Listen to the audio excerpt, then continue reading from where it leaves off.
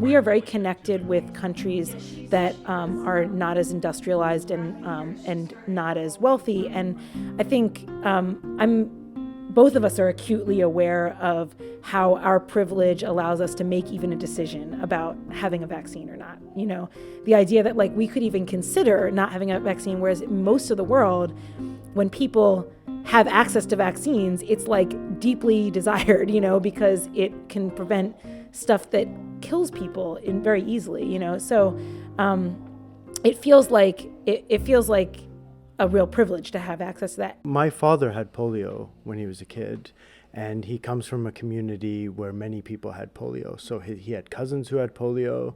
My mother had cousins who had polio. It was actually something that was very common in the village that they grew up in Lebanon. And so seeing my father's health deteriorate over time, and especially now, you know, he's much older, he's retired, and things are very difficult for him. Even just being a grandparent, you know, there's some basic things that are really difficult for him, like carrying his grandchildren and walking with them. He actually doesn't feel safe. He falls a lot, and I just think of how different his life would have been had he had access to that, to vaccination.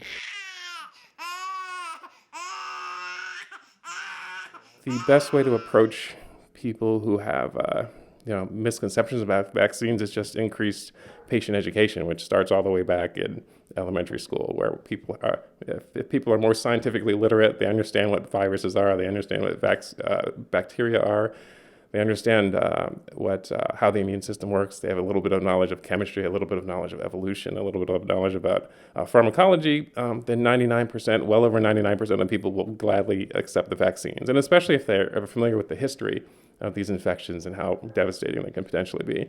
And the vast majority of people will accept the vaccines, and the small amount that don't will be fairly negligible. So I feel like you counteract that with good education from a very early age.